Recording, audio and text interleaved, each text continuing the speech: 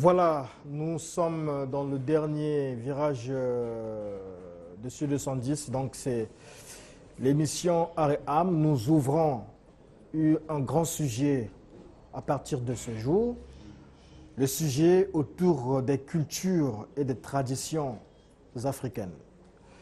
Et le premier thème dans cette logique-là, ce sera la famille africaine et le mariage coutumier.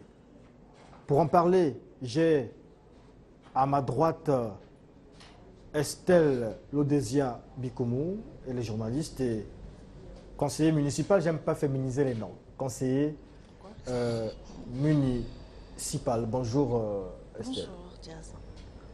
À l'extrême droite, il s'agit de Rémi Mongo Etienne, écrivain, sculpteur, comme il aime à se faire présenter, metteur en tête, metteur en fête. Bonjour. Bonjour. À mon extrême gauche, Francioli de Montez Nzaou, il est juriste et on va dire libre penseur. Exactement. Bonjour. Bonjour, Diaz. Et à ma gauche, toujours, Renaud Boris Mota, il n'est plus à présenter. On va dire bonjour docteur. Bonjour, monsieur le journaliste. Pas docteur en médecine, mais docteur, comme qui dirait, docteur de la loi ou docteur en théologie. Dans votre cas, on dirait peut-être docteur de la loi. Enseignant de la parole.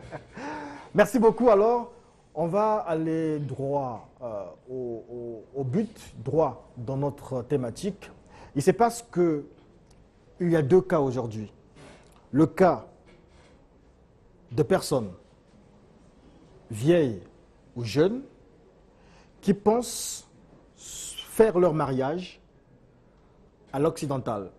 Le monsieur pense que aller faire asseoir toute la famille, offrir des lots de pagne, des damigeannes de vin rouge, etc., c'est peut-être s'attirer des liens bizarres, des liens de sorcellerie. Il préfère couper avec ça, être un peu plus moderne, aller directement à la mairie, épouser sa femme et faire la fête, comme on dit. Mais il y en a qui pensent que, outrepasser le mariage coutumier, avec la dot et tout ça, c'est se déraciner, c'est porter préjudice à sa propre culture, à sa propre réalité, c'est s'attirer la foudre des sorciers. Il faille donc avant tout faire le mariage coutumier, doter, donner la somme pour la dot, 50 000 ou plus, ou 50 millions, offrir des pagnes à maman, petite soeur de maman, cousine de maman, etc., donner des costumes à papa, petit frère de papa, etc., etc. Rémi Mongo Etienne, des deux cas, est-ce que ceux qui outrepassent le mariage coutumier ont raison? Est-ce qu'ils ont tort? Bien, c'est d'abord pas un problème de dire qui a raison, qui n'a pas raison. Il faut partir de là où l'on vient. Le mariage à l'état civil provient de quoi? Le mariage coutumier vient d'où? Nous disons coutumier, il vient de nos coutumes. Parce que toute la question du mariage réside dans ce que nous pouvons convenir d'accepter avec Patrice Yengo, le ventre. C'est le ventre. C'est la gestion du ventre qui fonde le mariage. Mais le mariage aujourd'hui à l'état civil, c'est l'ancien mariage religieux. Quand il y a eu séparation de l'État avec la religion, question d'avoir des sous, des subsides, l'État ayant besoin d'engranger d'argent, a pris cette part-là. Ce n'est pas pour rien que, dans la plupart des communautés religieuses, il y a un contrôle des mariages, un contrôle des naissances, un contrôle des décès. Ça peut paraître curieux, mais c'est pour savoir à peu près de quoi, de combien on peut disposer. Ça, c'est déjà pour ce qui concerne le mariage religieux ou à l'état civil. En fait, les besoins qui ont suscité cette action-là. Par contre, dans le mariage coutumier, aujourd'hui, il y a une spéculation, il y a une marchandisation extrême de ce mariage qui, à l'époque, était symbolique. On voit des mariages où officiellement on donne 50 000, mais quand je fais le Nzonzi, je fais le Nsoa ou le Otuere, on constate qu'il y a des mariages qui s'étalent sur des millions, 3, 4, 5 millions. Et la fonction créant l'organe, aujourd'hui, au niveau des Nzonzi, il y a une association qui fait qu'ils récoltent 10% de tout ce qu'on verse comme dot. Donc je disais au départ, le mariage c'est un problème d'abord de ventre. De ventre. Oui, c'est la gestion du ventre, anthropologiquement parlant. D'accord. Ok, problème de ventre. Pasteur Renaud Boris Mbota, les deux cas ont été circonscrits. Votre position, votre commentaire? Bon, je crois que j'ai suivi avec beaucoup d'attention l'exposé de notre ami. Qui est aussi Nzonzi. Qui est aussi Nzonzi. Et je crois qu'il est bien placé pour que nous puissions élucider cette question. Bon, vous voyez d'abord, le mariage, je crois, il a su bien le définir. C'est d'abord une union entre deux personnes qui s'aiment, ont envie de fonder une famille, de fonder un foyer.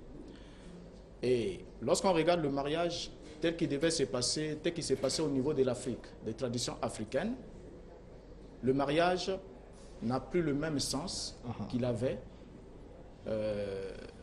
dans longtemps. Disons, parlant à propos de la dot. Le versement de la dot, d'abord, comme il a su le dire, était d'abord symbolique.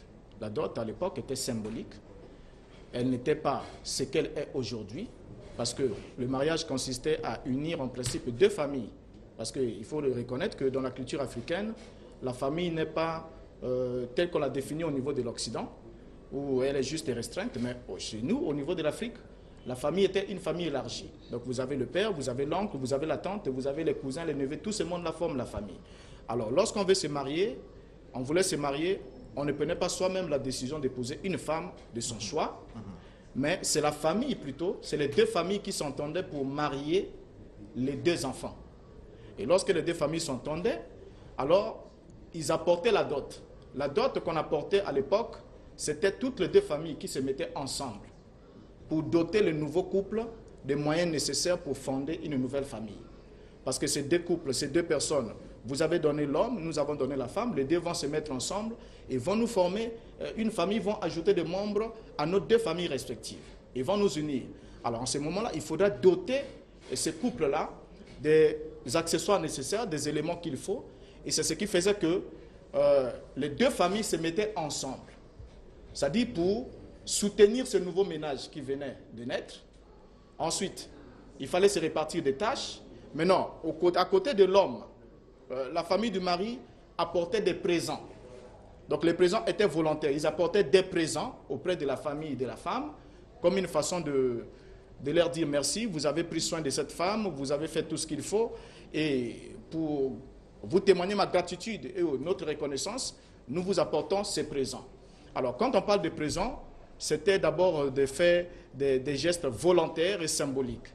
Dans certaines traditions, par exemple au niveau de l'Afrique, il y a des familles qui disaient, vous nous avez pris une fille, elle était laborieuse, elle travaillait au champ avec nous, elle faisait ce qu'il fallait, mais il faut qu'elle soit remplacée. Et du coup, on apportait des chèvres femelles. Des fois, on apporte des chèvres femelles, des fois, on apporte une vache, comme pour dire, ok, nous, vous avons pris une fille qui viendra chez nous pour nous faire des enfants, mais nous vous laissons au moins ces chèvres qui vont aussi faire des enfants aussi, des petits chèvres. Tout est dans le symbolisme, donc, en fait. Tout était dans le symbolisme. Donc, ce n'était pas ce que nous voyons aujourd'hui. Maintenant, ce qu'il faut décrier, c'est que ceux qui disent qu'ils ne veulent plus passer par le mariage traditionnel ou coutumier n'ont pas du tout tort. Parce que ce mariage qu'on appelle traditionnel ou coutumier n'est pas le mariage coutumier qui existait à l'époque, il y a de cela un siècle ou encore 50 ans. Mais il devient c'est du marchandage, c'est-à-dire la fille en quelque sorte comme vendue Hein, vous voyez, quand vous venez, vous voulez épouser une femme, on vous dit, bon, écoutez, avant que nous vous donnons notre fille en mariage, vous devez venir, on va vous donner une facture. Une facture, vous voyez, on vous fait payer. Donc, en d'autres termes, on vous vend cette femme-là. Et lorsqu'on établit cette facture, quelquefois d'autres exagèrent. On appelle l'oncle, on dit, bon, écoutez, il y a la facture, la liste de la facture qui est de mariage qui est là. Qu'est-ce que tu veux qu'on mette pour toi? Et on non, mettez-moi un vélo Jakarta. L'autre, non, mettez-moi un groupe électrogène. L'autre, là-bas, mettez-moi un smartphone. Et vous voyez des choses qui n'existaient pas à l'origine, dans le cadre du mariage. La société évolue, les choses doivent évoluer aussi. Oui, les choses doivent évoluer, mais l'évolution doit être positive. Maître de Montez. Bien, merci pour cette question. Je crois qu'aujourd'hui, parler de cette problématique du mariage, selon qu'on parle du mariage coutumier, du mariage à l'état civil, à mon sens, c'est une problématique qui a droit de citer, d'autant plus qu'aujourd'hui, dans notre société, on voit la prolifération d'un phénomène tout à fait nouveau, où le mariage coutumier est devenu comme un business des parents, voilà, pour pouvoir justement peut-être créer des boutiques. On doit exiger du futur marié, donc du futur époux de sa fille ou de leur fille, voilà, des présents exorbitants. Mais je crois que moi qui suis né dans les années 90, je ne saurais ici décliner l'historicité de la dot dans l'histoire, mais je parlerai par rapport à ma position. Je fais droit, donc je parlerai du mariage coutumier d'un point de vue de droit. Voilà. Et aujourd'hui, il me semble-t-il nécessaire d'établir une distinction selon que nous parlons du mariage à l'état civil, du pré-mariage, que nous appelons donc communément le mariage coutumier, et la dot. Voilà. Je crois qu'il faut distinguer la dot du mariage coutumier et finalement du mariage à l'état civil. Dans le cas par exemple du droit congolais, nous avons des étapes pour arriver jusqu'au mariage à l'état civil. Il y a une étape absolument à franchir, et c'est ce qui est d'ailleurs codifié dans le code rouge, donc le code congolais de la famille. Je vais tout à l'heure citer quelques articles. Dans le cas du droit congolais, donc justement pour revenir, on nous dit que avant d'aboutir au mariage à l'état civil, nous devons passer par le mariage, le pré-mariage. Voilà, d'un point de vue de droit, nous appelons le pré-mariage. Et dans les usages, c'est ce que nous appelons le mariage coutumier. Donc l'homme va pouvoir aller auprès des parents de sa future épouse.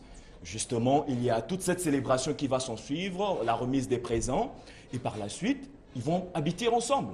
Voilà. Et donc, pour ce faire, permettez que je lise un article qui nous parle. Voilà, rapidement, je vais lire. Donc, je suis dans le code de la famille, le code congolais de la famille. Je parle au chapitre 1er du pré-mariage et du mariage. Voilà. Donc, l'article 122, je vais lire. Le pré-mariage est une convention solennelle par laquelle un homme et une femme, avec l'accord de leur famille et au besoin en présence du président du comité de village ou du chef de bloc ou de leurs représentants, se promettent mutuellement mariage. Voilà, le deuxième alinéa, le pré-mariage prend fin à la célébration du mariage devant l'officier d'état civil. Voilà. Donc le pré-mariage, c'est ce que nous appelons par le mariage coutumier. À distinguer justement, je vais encore lire un autre considérant légal, à distinguer de la dot. Parce que la dot, je rejoins le pasteur Mbota qui a parlé de la dot comme étant un symbole. C'était remis plutôt de façon symbolique, la dot. Voilà. Mais le pré-mariage est une obligation. Aujourd'hui, on ne peut pas dire à un officier d'état civil de célébrer un mariage d'un couple qui n'a pas été préalablement marié coutumièrement. Ça, c'est hors la loi. Et ça, on ne peut pas aujourd'hui penser qu'il y ait des courants, des messieurs qui se lèvent un matin, moi je ne veux pas respecter la coutume, je vais directement à la mairie centrale, j'emmène ma femme. Petite précision, est-ce que dans le pré-mariage, il y a la dot? Ou la dot, c'est une autre étape? La dot intervient parce qu'aujourd'hui, merci encore pour cette question, aujourd'hui nous commettons des amalgames. Aujourd'hui on a tendance à croire que le pré-mariage, donc le mariage coutumier, c'est la dot. Le mariage coutumier se célèbre concomitamment à la remise de la dot, c'est symbolique. Mais vous n'allez pas me dire aujourd'hui que vous avez assisté certainement à des célébrations de mariage coutumier. D'où vient-il que les parents ont demandé pour la dot, je dis bien, pour la dot, nous demandons 50 000 francs. Ça n'a jamais été demandé. Donc, et même le code de la famille ne dit pas que la dot, c'est 50 000. Le code de la famille dit, alors je vais citer un article concernant la dot justement, excusez-moi juste pour finir, pour clore mon propos, voilà. La dot, parmi les conditions de forme du mariage à l'état civil. Et l'article 140, caractère de la dot, dit « La dot a un caractère de symbole ». Je lis plus loin. Elle est facultative. Ça veut dire que le futur marié peut ou ne pas remettre cette dot parce que c'est une faculté reconnu à ce monsieur de remettre une dot ou de ne pas le faire. Mais on l'oblige, avant de conclure le mariage à l'état civil, il est fait exigence des aspects liés au mariage coutumier. Au mariage coutumier. Il est fait exigence d'un mariage, donc d'un pré-mariage que nous appelons par le mariage coutumier. Et bien sûr, aujourd'hui, ce que nous pouvons décrier, c'est la manière dont les parents se comportent justement dans le cadre de ce pré-mariage, avec des listes où on exige des présents assez inconcevable, parce que c'est pas vendre quelqu'un, parce qu'on ne peut pas parler de vendre, parce que la personne humaine n'a pas de valeur marchande, donc on ne peut pas vendre une personne. D'accord, merci beaucoup maître. Alors, Esther Bikoumou, c'est à dessein que je vous fais réagir en dernière position. Vous avez écouté tout le monde, mais je vous ai aussi brossé la situation de ces deux cas, ceux qui sautent, on va dire, entre guillemets, le mariage coutumier, comme on a dit sur le pré-mariage, et ceux qui pensent qu'il faille nécessairement passer par ce pré-mariage-là. Mais pour ceux qui foulent le mariage, le pré-mariage ou on va dire le mariage coutumier, ils évoquent entre autres raisons le fait que la dot soit excessive, mais que ces mariages coutumiers-là ressemblent un peu à une espèce de vente aux enchères, un peu comme ça se passe en Libye avec les êtres humains. En tout cas, j'aimerais pas parler de la Libye parce que c'est un cas qui ne cesse de déranger. Alors, pour revenir à notre sujet, j'ai suivi évidemment les prédécesseurs. Moi, j'estime qu'évidemment qu'on ne peut pas outrepasser cet aspect qui concerne le mariage coutumier, parce que quand on parle du mariage coutumier, on parle du mariage traditionnel. Et quand on parle de tradition, on parle d'une histoire donnée, des mœurs et donc de toute une organisation. Et donc, le mariage coutumier a toujours existé depuis la nuit des temps. C'est vrai qu'elle se faisait d'une autre manière. Aujourd'hui, les choses ayant changé par la manière de procéder aujourd'hui des gens, parce que ce n'est pas le mariage coutumier en soi qui pose problème, mais c'est juste la méthode. Alors, par rapport à cela, est-ce qu'on doit encourager ceux qui estiment qu'ils n'ont plus besoin aujourd'hui de pouvoir se conformer à ces exigences-là? Moi, je dirais plutôt non. Je crois que c'est une histoire de deux familles qui ont la possibilité de pouvoir se rencontrer au préalable, de se convenir de la procédure. Il y en a évidemment qui négocient, il y en a qui ne peuvent pas négocier, hélas. Mais aujourd'hui, parler quand même d'outrepasser cette étape, moi, je m'insurge. Parce qu'une femme, c'est quand même un joyau crucial dans une famille. Qui mérite d'être vendue. Non, qui ne mérite pas aucune personne ne mérite d'être vendue. Là, je dis non. Je dis carrément non. Une personne n'a pas le droit d'être vendue, mais c'est clair qu'une femme, quand elle quitte sa famille, elle est censée rejoindre la famille de son homme, à qui elle appartient désormais. C'est vrai qu'elle a toujours des attaches avec sa famille, c'est quand même un lien co-sanguin, mais elle appartient désormais à sa belle famille, à qui elle doit également tout déployer. Et elle doit également se mouvoir au profit de sa belle famille. C'est comme on dit, une femme qui a étudié, une fois qu'elle devient active et qu'elle est dans un foyer, c'est au bénéfice du foyer, donc du ménage, de la belle famille et aussi bien de ses parents. Donc elle appartient désormais à deux familles. Et par générosité, je pense que la famille de l'époux, comme ça se faisait longtemps, a le devoir de venir se présenter. Non seulement que ça sert en même temps de présentation pour déposer des présents comme pour reconnaître la valeur de la femme qu'ils sont en train de prétendre prendre et pour justement engager les deux familles dans cette relation qu'ils sont censés soutenir. Alors, à propos, par contre, de la méthode dont cela se fait aujourd'hui avec les dots qui excèdent même 2-3 millions en espèces, moi j'ai déjà vu, hormis 10, 15 super wax, Jacob a fait la même chose dans la Bible, Dame Jal, ainsi de suite. Après, ça dépend aussi de la société, parce qu'il y en a qui le font par orgueil. Moi, j'ai déjà assisté à la dot d'une amie. Les parents n'avaient pas demandé grand-chose, mais le monsieur qui est arrivé lui-même, il a voulu apporter des champagnes en excédent et une voiture pour la belle famille. Il a dit que sa femme était tellement belle. Ce qu'on appelle des bonus.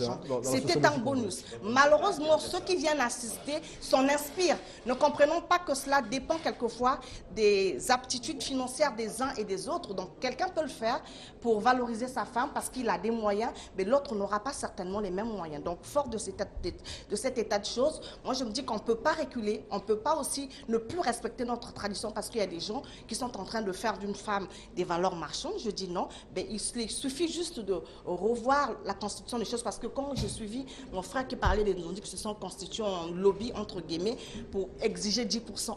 La dîme. C'est vous qui encouragez ça justement.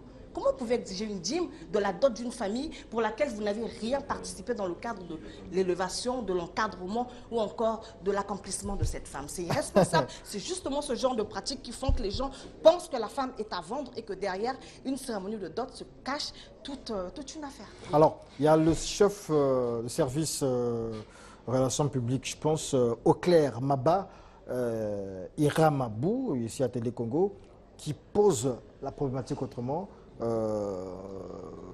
Rémi Mongo Etienne, dans le cas où, dans les deux cas de toute façon, quel rôle joue la famille, demande-t-il? C'est-à-dire que lorsque la famille est là, elle prend le vin, etc. et tout ça, tous les mémés sont là, comme on dit entre guillemets, les grands-parents, les oncles, la belle famille, et tout ce beau monde est là. Est-ce que ce n'est pas exposer le couple, le foyer à la sorcellerie, etc. Parce que ceux qui évitent de passer par le mariage coutumier pensent que c'est exposer un peu de leur famille, aliéner leur famille, c'est-à-dire que faire dépendre leur famille, leur petite famille qui vont fonder demain à ce monde-là. Mais il y en a aussi qui pensent que outrepasser le mariage coutumier, c'est s'attirer justement la foudre des sorciers, des liens familiaux, etc. Bien. Là, c'est parce qu'on court. Sinon, au départ, on aurait circonscrit quels sont les différents types de mariage. On a vu le mariage à l'état civil nécessite au préalable un pré-mariage. Le mariage religieux a aussi son code. Mais combien de types de mariage traditionnels existe-t-il? Il y a des mariages pour lesquels on n'a pas besoin de dot. Il y a des mariages indissolubles. Il y a des mariages qui peuvent éclater. Mais comment, par quelles conditions arrive-t-on à ces mariages-là? C'est par là qu'on aurait commencé. Et après, aujourd'hui nous parlons toujours de dot. On aurait vu d'abord quels étaient les éléments constitutifs de cette dot-là. Les plus importants et ceux qui sont accessoires. Dans le cas de la dot, par exemple, il y a un élément essentiel. En Congo, on dit Mbongonkento, la prise de la femme. En Teke, on dit Nziamoulambe, l'argent de derrière le dos. Parce qu'on ne dit pas à quelqu'un, est-ce que tu couches avec ta femme? On dit, mais est-ce qu'elle dort derrière toi? Alors, pourquoi cet élément est-il important? Au-delà des pièces, des marmites, des ou? Parce que... Du sel à la base? Oui, ce qu'on donne là. La machette, c'est pour le père, le fusil, c'est pour le père, la marmite, c'est pour la mère. C'est une reconnaissance de ces gens qui ont élevé. D'abord, comme symbole. Mais maintenant, pour faire une distinction nette entre l'état de marié et l'état d'homme libre, il y a les bébés disent même l'argent qui permet à ton mari de lever tes jambes. Oh, ça c'est après que c'est venu. Avant c'était même 10 000 francs, 10 000 francs. Un symbole, oui. Parce que j'ai assisté aujourd'hui, j'ai ma soixantaine dépassée, j'ai assisté à des mariages pour lesquels, quand la dot atteignait 100 000 francs il y a une quarantaine d'années, on criait au tollé. Parce que c'était exorbitant. Donc, je disais, il fallait voir quels sont les différents types de mariages. Aujourd'hui, moi, si je n'ai pas de femme, pour le cas d'un mariage endogène, un de mes cousins germains, qui peut être le fils de ma tante maternelle ou de mon oncle paternel, me trouve une femme dans son autre partie, qui n'est pas en communauté avec moi. Donc, dans notre lignée, par la mère ou par le père, je ne touche pas. Mais du côté où on n'a pas de lien, il peut me donner cette femme qui est pour moi en fait une sœur. Par alliance, je dis j'épouse une sœur. Mais cette sœur-là, qui devient ma femme, en réalité n'est pas ma sœur, elle est ma femme, on n'a pas besoin de dot. Parce qu'un frère ne peut pas prendre de dot pour sa sa sœur. Ce ne sont que les parents au premier degré, ou ceux qui se substituent au premier degré qui prennent, mais pas les collatéraux. Les craintes de sorcellerie, comme posées par notre téléspectateur, Oui. Comment vous réagissez? Qu'est-ce que vous pouvez dire en fait? Bon. La sorcellerie est un état. Est un état mental, d'abord. Est un état sociétal. Aujourd'hui, il y a encore des manifestations qui peuvent s'expliquer. Déjà, quand tu mets la peur devant, ah, si j'enfreins ceci, il m'arrivera cela. On l'a vu dans les années 60, il y a certains de nos amis qui commandaient des médailles, tout ça, ainsi de petites statues de Bouddha, qui s'appelaient Shakyamuni. On leur dit, vous aurez tout l'argent possible. Vous le mettez sous le lit, jamais vous ne balayerez sous le lit, jamais vous ne regarderez sous le lit. Mais il se trouve qu'à l'heure où il était censé prendre l'argent, il est rentré sous, il s'est endormi et s'est réveillé tard, il n'a rien trouvé, mais à ce moment, il a le ventre qui passe, il a faim. Il secoue les poches, une pièce tombe sous le lit. Que faire? Il met la main, ça ne vient pas. Il va se pencher pour regarder, il prend un balai pour balayer. Et c'est à ce moment qu'il va se souvenir, mais tiens, c'était un interdit. D'où un proverbe congo qui dit Nganga dibadi wonda.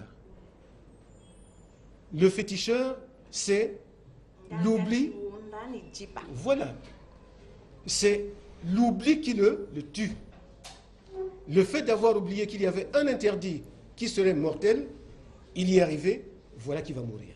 Donc en fait, voilà pourquoi je disais, c'est d'abord un fait sociétal et mental. On n'est que fois son propre sorcier. On peut marcher. À l'époque, quand j'étais à Talangaï en 82, l'avenue Marien n'était pas encore goudronnée. Donc j'étais obligé de traverser le cimetière de Timégafoua à 2h, 3h du matin. Mais quand on le fait seul, si on a le cœur qui tremble, on ne le fait pas. Donc vous balayez du revers de la main le facteur sorcellerie. Non, ça, il y a des manifestations encore qui existent, mais ce n'est plus ce que c'était avant. Alors, on va peut-être faire évoluer la discussion avec la question de ce téléspectateur, Justin Minimona, qui demande: doit-on continuer à vivre, question d'un téléspectateur, hein, à vivre le mariage selon les traditions en démocratie? Maître Montez. Mais écoutez, c'est vrai que nous sommes... la démocratie, ça va de soi.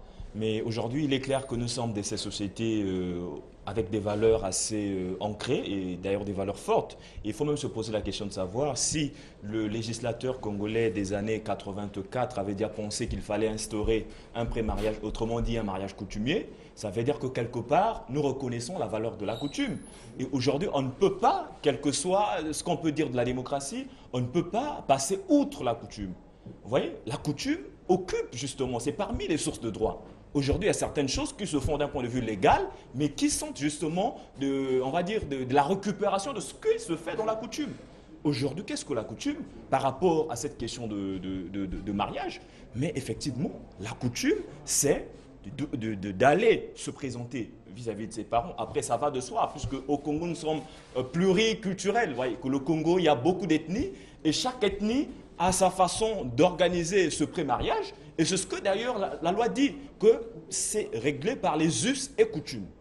Mais que cela soit dans un cadre légal, que ça respecte la loi. Voyez-vous? Donc aujourd'hui, par exemple, pour revenir juste rapidement sur cette question de dot qui est élevée à 50 000, déjà je vous dis que la dot, on n'a aucun texte où on a dit que la dot c'est de l'argent. Ça peut être de l'argent comme un bien en nature. Voilà, ça peut être de la cola qu'on a acheté, c'est symbolique. Par contre, le pré-mariage, c'est ça qui est déterminant, parce que même lorsque vous arrivez devant l'officier d'état civil, il y a des conditions de fond et de forme pour que le mariage soit célébré, au-delà du consentement, la majorité des deux époux, mais l'officier d'état civil doit se rassurer si les deux époux sont pré-mariés. Et c'est cette condition de fond, puisqu'on a vu, il y a un article qui dit, je permettais que je lise rapidement cet article sur le pré-mariage. Voilà, l'article 123, le caractère obligatoire, dit: on ne peut contracter mariage sans avoir auparavant fait célébrer le pré-mariage ou obtenu des parents une déclaration écrite selon laquelle le pré-mariage sera célébré ultérieurement.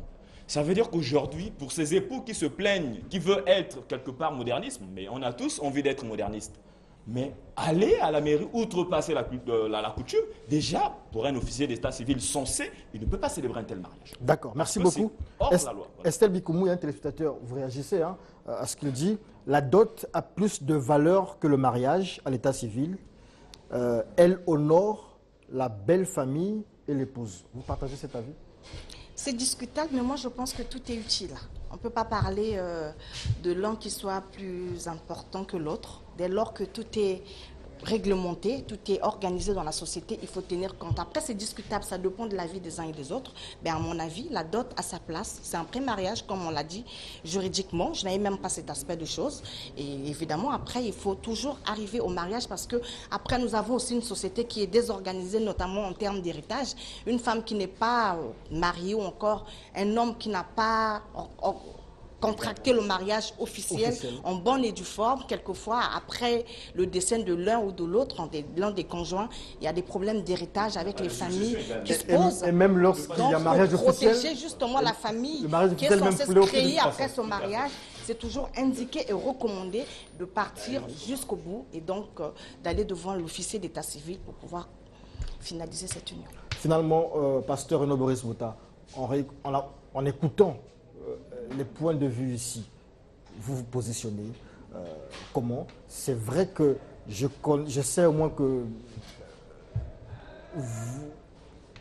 vous n'êtes pas vraiment pour, peut-être pas pour le mariage, les mariages à l'état civil, puisqu'on a eu des débats avec vous, vous le mettez entre parenthèses. Non, c'est le mariage dans un édifice religieux. Voilà. Ah, dans un édifice religieux. Mais pour vous, vous nous disiez que le mariage traditionnel pouvait se suffire simplement à aller voir le parent de madame.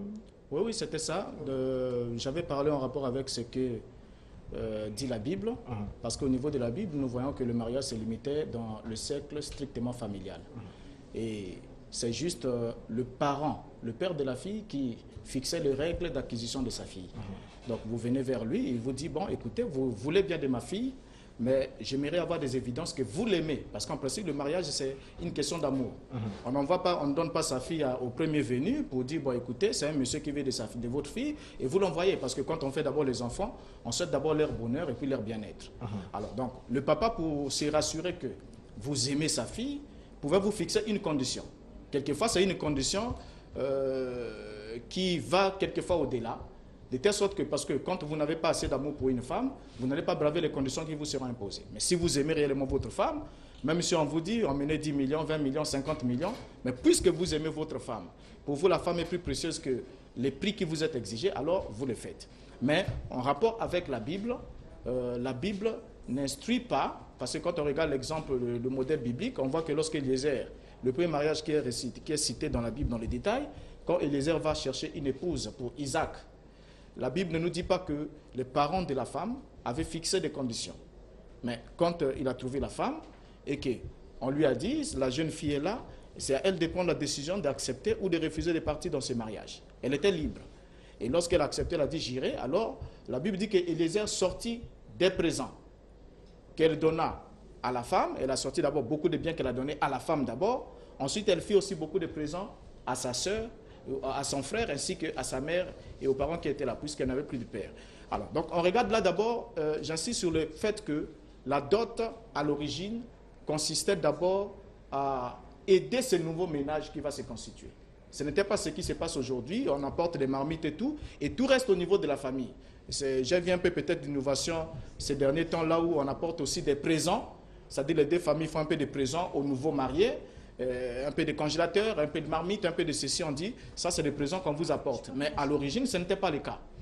Vous voyez? Moi, je crois que je vais réagir. Là, je crois que vous intervenez en tant qu'homme de Dieu. Oui. Et la Bible, même la Bible reconnaît qu'il faut donner à César ce qui est à César et à Dieu ce qui est à Dieu. Parce que si on s'inspire juste des exemples de la Bible, ça veut dire que toutes les fois qu'on voudra prendre une femme dans une famille, on prendra le cas de Rachel et Léa. Ça veut dire que c'est Rachel qui ira d'abord au foyer et Léa devra attendre. Je crois que moi, on ne devrait pas être dans cette hypothèse-là. Nous avons une société qui est aussi organisée. La Bible, elle est là. C'est vrai que les bénédictions doivent se faire suivre par une bénédiction religieuse pour accompagner justement spirituellement le foyer. Mais aujourd'hui, dire que parce que par rapport à ce passage biblique qui explique comme quoi que Eliezer n'avait vu que le beau-père, qu'il suffit d'aller voir le beau-père. Moi, je dirais que je ne suis pas d'accord avec vous. Parce qu'aujourd'hui, c'est vrai qu'en tant qu'homme de Dieu, vous n'êtes pas pour la fornication. Donc, vous encouragez les couples à se mettre en norme, donc à se présenter devant l'officier d'état civil et dans la maison de Dieu pour obtenir la bénédiction nuptiale. Je conviens avec vous, mais vous n'allez pas outrepasser non plus les valeurs qui constituent quand même notre société, qui sont même reconnus dans tout un code pénal qui date de 1984 pour dire qu'on peut se contenter de rencontrer un papa simplement parce que vous voulez que les fidèles se marient officiellement. Et comme la dot coûte peut-être cher, on peut s'en passer pour n'aller voir que le papa. Je suis dans le cadre où la décision d'abord de marier une fille revient à son père. À son père, d'accord. Rien qu'à son père. À son père seulement, pas à la maman aussi. Pas aux deux c'est parents. le père. L'enfant appartient d'abord au père. Alors, le père décide de marier sa fille. C'est lui qui fixe les règles d'acquisition de sa fille selon les normes de leur tradition ou coutume. Il est le seul. Il appartient à une famille. Oui, il appartient à une famille, mais il est le chef de la famille. On écoute le pasteur Mbota. Oui. C'est ça. D'accord. Oui, il est le chef de la famille. Donc, lorsqu'il prend la décision, vous vous soumettez à cette exigence. C'est lui qui vous montrera le canevas. C'est-à-dire, quand il vous dit, vous voulez de ma fille, emmenez-moi 50 000 francs, elle est votre femme. Et lorsque vous emmenez 50 000 francs, elle est votre femme. Et devant le Dieu du ciel, la question est réglée. Parce que la bénédiction dans ces conditions-là, Rémi Mongo-Etienne, dans ces conditions, vous allez voir, votre beau-père, votre futur beau-père avec votre épouse, en fait votre future femme. Vous allez voir pour dire, bon, papa, moi je veux de ma femme. Il vous dit, bon, donnez-moi du whisky ou bien, bon, pour un cas, parce que ce qui me pousse à faire cette émission, le concerné nous suit, peut-être qu'il sera ici dimanche prochain. Lui, dans sa politique, c'est quoi? Il veut faire changer les mentalités dans sa famille. Et pour lui, lorsqu'on vient épouser, demander la main de ses enfants, il dit, monsieur, vous voulez de ma fille, ok. Pour le mariage, si par exemple le mariage, la totalité du mariage à l'état civil fait 500 000, il vous dit amenez 250 000, nous on met 250 000 et on va célébrer le mariage. Il n'y a pas de dot, il n'y a pas de mariage coutumier, il n'y a pas de ces choses-là. Dans ces conditions-là, est-ce qu'il n'y a pas danger, il n'y a pas risque, connaissant la sociologie des familles africaines? Je vais d'abord réagir sur une parole que j'ai entendue. Rapidement, l'enfant appartient à son père. Non. Pas seulement à son une père. famille dont le père est le chef. Pas absolument. Parce que le père, quand il marie sa fille, après il dit à son gendre, attention, cette fille est ma fille. Parce que la paternité, elle est captative, elle est attractive. Mais la maternité, elle est irréfutable. Et maintenant, le père t'amène dans la famille maternelle. Parce que même la dot, pour que dot existe, il faut qu'il y ait un oncle. Pour supprimer la dot, il faut supprimer la fonction d'autre et arriver à un père inconnu. Comme le dit Patrice Yengo dans l'Imitation sorcière, dans le bassin du Congo, du ventre et de sa politique. Donc, dès qu'il y a un oncle, la dot doit exister. Pourquoi? Parce que, en fait, l'oncle vient dans le concert des hommes, puisqu'on dit c'est la mère mâle. Donc, qui est mandaté par sa sœur. Mais c'est le père qui les associe. Le père, le plus souvent, le père lui-même, s'il n'a pas épousé sa femme, on lui dit, monsieur, vous n'avez pas de dot. Il est effacé. Donc voilà pourquoi la personne principale dans l'acte de mariage, c'est d'abord l'oncle. L'oncle, le frère de la maman. Sinon, je voulais la réponse à ma question, Raymond Mongo-Etienne. Dans le cas où vous avez un papa comme le pasteur Maurice Mbota qui dit allez-y à la mairie, pas besoin de dot. Est-ce qu'il n'y a pas de conséquences? On n'a pas fait un enfant seul. Il y aura des revendications au point où même votre propre mariage peut éclater. Ah, comme c'était seulement ton enfant, prends. Moi, je me retire. Mais quand les gens vous disent je me retire, mentalement, dans nos sociétés, on se dit il y a des conséquences qui vont survenir. C'est ça le problème. Et j'aimerais juste renchérir une idée. Vous voyez que la difficulté sur cette question de se dire que, parce que je comprends un peu cette opinion de cette personne qui veut bien que ça soit comme en France où pour se marier, on prend sa femme, on va devant l'officier d'état civil, on célèbre, ça passe. Mais s'il vous plaît, nous sommes quand même dans des sociétés Justement. aux valeurs quand même On très nous a dit fortes. que c'est Voilà. mental, c'est mental. Donc, c'est Il faut mental. d'abord- Non, juste pour dire qu'aujourd'hui, Nous avons notre même le mariage, organisation. monsieur Nous Ed, avons notre même organisation. le mariage de l'état civil ou le mariage, le pré-mariage, ou autrement dit le mariage coutumier, ce sont des mariages qui ont un caractère solennel. Ah oui. Donc on ne peut pas aller chez le père seulement, emmener ce qu'on peut avoir dans sa gibésière, donner papa, bon écoutez, je suis venu prendre votre fille pour épouse, mais ça ne se fait pas. Non, c'est pas si Le pré-mariage a un caractère solennel. Donc ce qui est solennel, c'est ce qui doit être vu de tous. Tout le monde est là, tout le monde a vu. Dorénavant, madame appartient à monsieur tel. Et à partir de ce moment, on dit même au monsieur, voici les frères, voici les sœurs. Donc si tu vois ta femme avec ce frère, avec ce monsieur, sache que c'est le frère, c'est pas ce que nous appelons par les mbanda ou etc. etc. Voilà.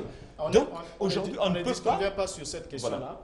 Mais la question, parce que le fond ici, c'est d'abord la famille. Comme je l'ai dit tantôt, le père fixe les règles d'acquisition. Et quand il vous fixe, il ne le fait pas seul. Il associe sa famille. Le concert, bien sûr, avec Le sa concert famille. avec sa femme. Mais quand est-ce que le père est-il devenu père? Parce qu'en tout cas, on dit, si j'ai un problème, c'est mon neveu que je vends, pas mon fils. Parce que le neveu, du moment où il y a une relation utérine avec sa sœur, l'enfant issu de ma sœur, c'est irréfutable, on a le même sang. Alors que mon fils, il est là au bénéfice du doute. Absolument. Est-ce que c'est mon fils? Jusqu'à ce qu'on ait l'ADN maintenant pour prouver. Donc, ce qui fait que, je disais plus haut, l'oncle est la pièce maîtresse dans l'histoire du mariage. Ça ne peut pas se passer en dehors de la femme. Et plus haut, j'avais annoncé que le mariage était une affaire de ventre. Supprimer la dot, par exemple, c'est arriver à un état où certaines personnes vont disparaître du registre de la famille. Mais qu'est-ce que la famille d'abord et de quel type de famille nous avons? En France, par exemple, quand un enfant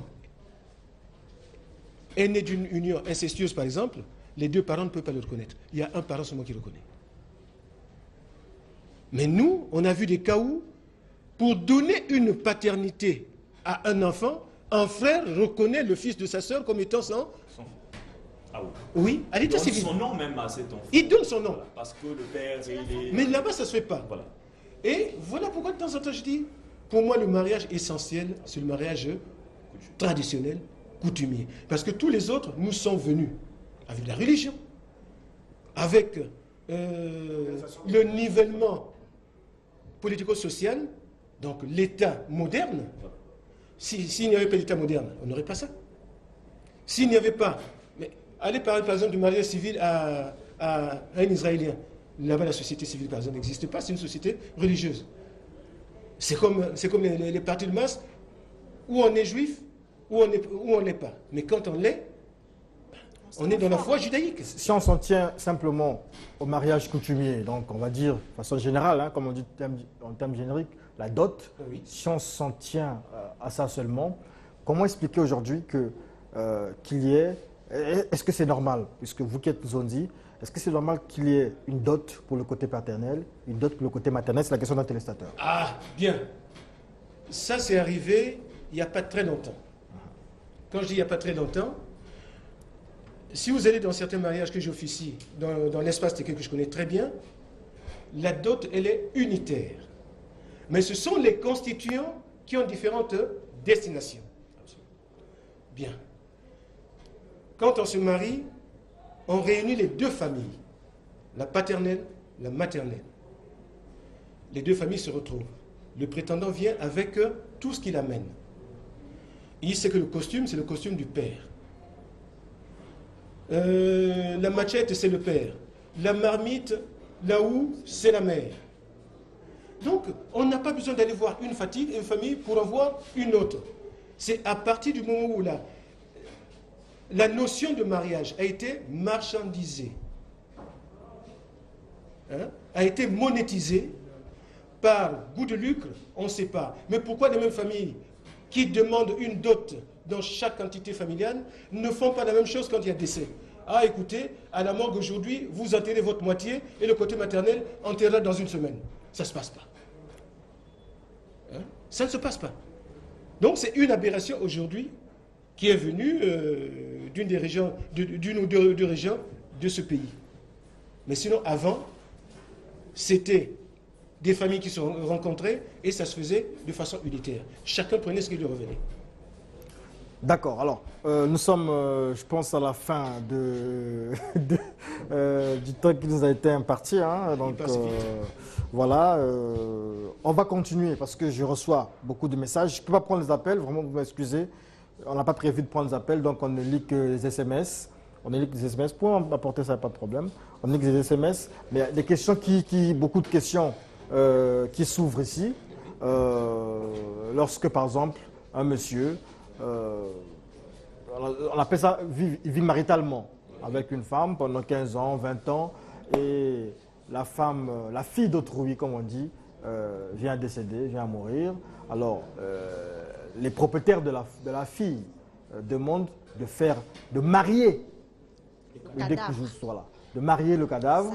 Ça c'est des questions qu'on va voir dimanche prochain. Il y a bien de questions, on aura le temps de les évacuer. Donc on restera toujours sur cette première partie, la famille africaine et le mariage coutumier. Et je pense qu'il y a beaucoup à dire là-dessus. Merci beaucoup à Franck Chioli de Montes Zaou, à Renaud Boris Mbota, le pasteur, à Rémi Mongo Etian et à Madame la conseillère municipale. Voilà un sujet, vous pouvez aussi en parler là-bas chez vos conseils municipaux. Il y a tellement de sujets sur les inondations à Brazzaville pour l'instant. Ah, mais c'est vrai okay. que tout est important. Et puis merci beaucoup. Alors, c'est la fin de cette émission Aréam. Avant de terminer, je vais appeler quelques représentants de l'émission sur 210. Le réalisateur Alpha Kemba, est-ce qu'il est là? Il peut venir, voilà. Donc, lorsque nous avons fait les 2 ans sur 210, on n'a pas eu l'occasion de donner les diplômes à tout le monde. Ici, diplôme d'excellence à Ralph Okemba Andongi, réalisateur de l'émission sur 210. Voilà, ça c'est pour lui. Nous avons Karine Blanche-Kanda. Karine Blanche-Kanda, prix sur 210, diplôme d'excellence décerné à Karine Blanche-Kanda pour son engagement, son dynamisme et son esprit créatif. Voilà. Coordinatrice de l'émission sur 210. Isis Sonyangue, diplôme d'excellence pour son engagement, toujours son dynamisme et son esprit créatif. À l'occasion de 210, c'est un échantillon que nous avons pris. Ariel Dimingatier, premier réalisateur de ce 210 qui en ce moment est au Maroc. Je ne sais pas si voilà, quelqu'un peut le représenter pour son engagement, son dynamisme et son esprit créatif. Et puis pour les artistes, nous avons encore des diplômes d'excellence ici des artistes Gaga Music, les Sanissina, les Worshippers, les Yohani. Voilà qu'il faudra venir récupérer. C'est la fin de Aréam. On se retrouve à une prochaine occasion avec la même thématique, avec les mêmes invités s'ils sont disponibles. Sinon, d'autres aussi pourraient nous contacter pour apporter de l'eau au moulin. Et là, on prendra un peu plus de temps, peut-être 1h30. Merci beaucoup à vous. Merci.